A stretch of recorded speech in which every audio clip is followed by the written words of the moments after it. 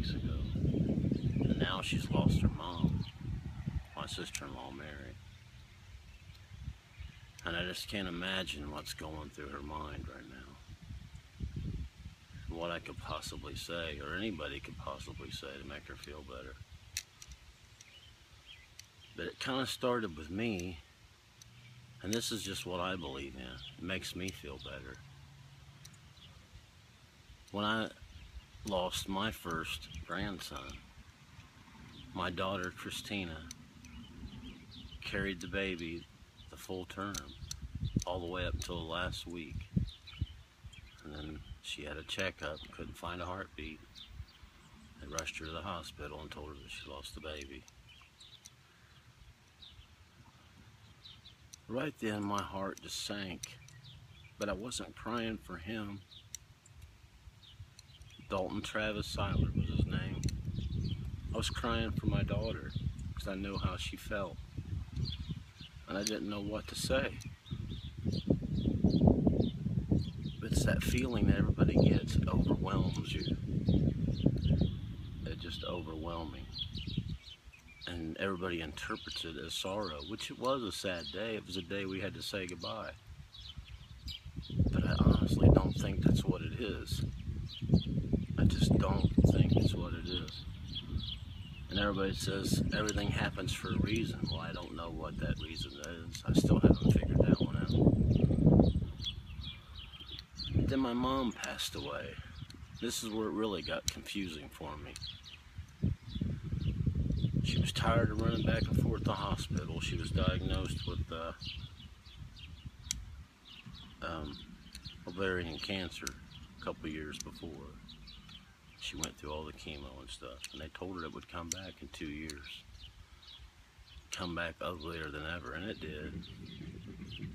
But she was in the hospital on her deathbed, and I just couldn't believe that it was her deathbed. But that's what they were trying to tell me. But when I come into the room, and she was laying there unconscious, at the time I didn't know. She was about to pass away. Just a couple hours after that she did. But I didn't know that at the time. But when I stepped into the room, she was unconscious. And then she opened her eyes like she was completely conscious. Looked at me and winked and closed her eyes again. Now, no one is immune to that kind of feeling. But I honestly thought the way she winked at me, it was ornery. It was something like, it was a message or something. Like an ornery kid. She woke up, she smirked, and she gave me a wink like, it's okay, kiddo. She knew something. I didn't. But at that point in time, I thought she was kidding. I thought, are you guys crazy? She's not going to pass away. She's teasing me. Did you see that? I mean, I didn't say that. But some people did see what she did and how she did it. Sure enough, a couple hours later, she passed away. That's when it was real confusing for me. She wasn't sad at all. She was kidding. She had that smirk on her face, and she was winking. That's the last thing I've seen her do. But I had to stop and think about that. And that feeling inside that no one can really explain.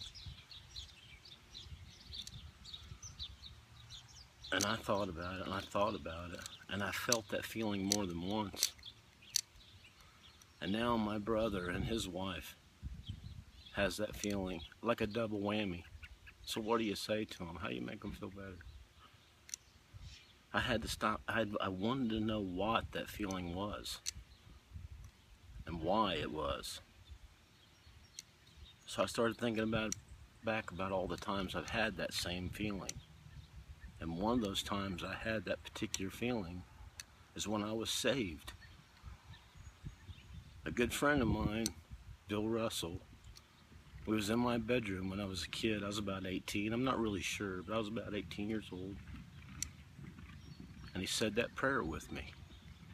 And when I asked the Lord to come into my heart, I had that same feeling. That's what confuses me. That same feeling I have when you lose somebody that you love. Now that just can't be. I mean, why is the same feeling? So I've been laying in bed over and over and over trying to figure that out. But here's what I believe now, and this is all led up to this. I don't know if I'm right. I don't know if I'm wrong. But it's what makes me feel better. I believe it's an energy in someone that's released when they pass away. Like my grandson, I felt that energy before he was even born. When I found that I was going to be a grandpa, I already made him a little ride around toy, a little plane thing you get on and climb around on. It's like a push toy out of wood. And I dreamt about taking him fishing. And I know Christina dreams about him now too, still, because that energy is still there. It's that spirit that's still there. So when somebody passes away, everybody thinks, and I know this is what Mary's thinking, a piece of her died. A piece of her's died, a piece of her has died with her. Man, I can't disagree more with that. Because of the feelings I had and when I've had them. It's got to be a gift they give you when they pass away. It's a gift of that energy that you get. And it blasts through everybody that's even close to that person, especially the people that's closest to that person. And that feeling in your heart, like when I got saved. When I got saved, it was a good feeling. When somebody passes away, the same feeling. I interpret it as something sad. I don't think it's that at all. It's that energy you feel from that person. It's a gift they give you before they leave. Melissa, man, if you could see the energy she had with her kids. She's my friend on Facebook. You can get on there and see some of the videos. I hope you could. The love she had for her kids, and her kids were, everything she did, the way she laughed and everything, she was plumb full of energy, let me tell you. When she was younger, she went through a lot of stuff with her sisters, because I think she was just bursting with that kind of an energy. She didn't know how to control it. And any mortal human being like me and you and all of us, we're not immune to that. We're not immune to that power. We just don't know how to deal with it. But that energy grows. It's funny, I heard, I don't even know who said it. They were doing their sympathy thing for Melissa on Facebook. And one of them said, "Oh, it's so sad, those kids will never know their mom." I can't disagree with that more either, because I just don't think that's true. That's a way we can use that energy, and we don't even realize we're doing it.